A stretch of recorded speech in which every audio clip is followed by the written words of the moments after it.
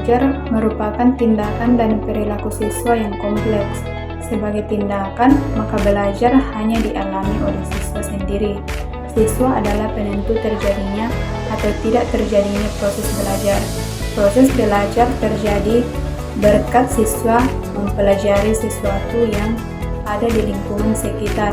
Lingkungan yang dipelajari oleh siswa berupa keadaan,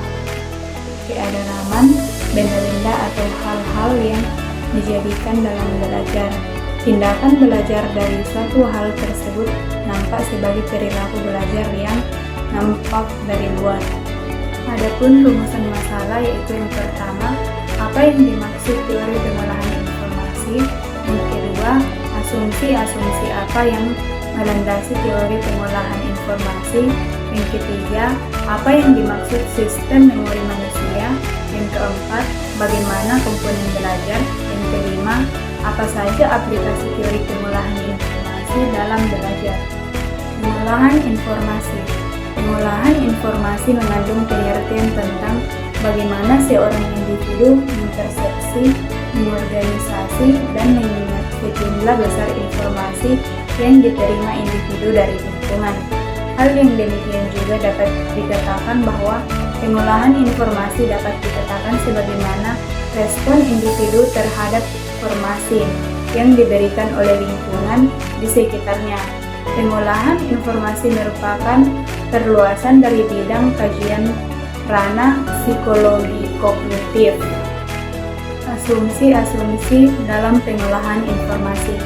Teori pengolahan informasi memiliki beberapa asumsi, diantaranya adalah sebagai berikut. Yang pertama, informasi yang tersedia yang berasal dari lingkungan diproses oleh serangkaian sistem pengolahan informasi seperti perhatian, persepsi, dan memori jangka pendek. Yang kedua, sistem pengolahan informasi ini mengubah bentuk informasi ke dalam bentuk yang lebih sistematis. Yang ketiga, adapun yang menjadi tujuan penelitian yang dilakukan oleh para ahli adalah untuk mengidentifikasi proses dan struktur yang mendasari penampilan kognitif. Yang keempat, sistem pengolahan informasi pada manusia sama dengan sistem pengolahan informasi pada komputer dengan peserta didik.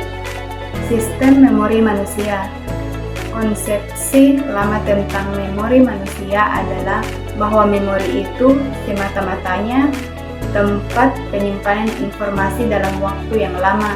Jadi memori adalah koleksi potongan-potongan kecil informasi yang terlepas-lepas dan tidak saling berkaitan.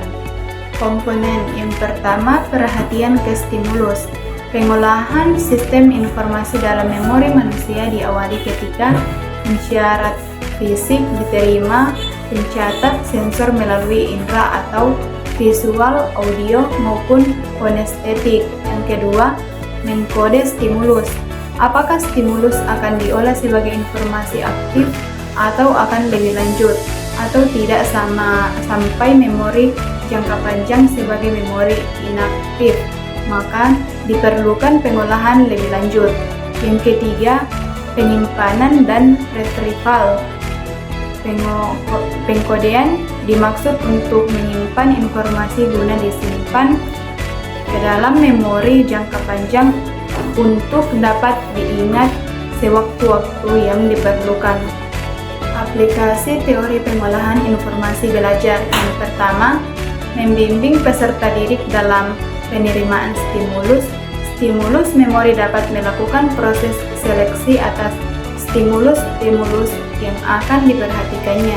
Ini juga dapat dikatakan bahwa sistem memori manusia memiliki suatu aplikasi filterasi terhadap stimulus-stimulus yang diperhatikannya. Yang kedua, memperlancar pengkodean. Pengkodean berfungsi untuk menyiapkan informasi baru untuk disimpan ke dalam memori jangka panjang. Proses ini menghendaki adanya transformasi informasi menjadi kode ringkasan guna memudahkan dan mengingatkan kembali di waktu kemudian mengenai informasi tersebut.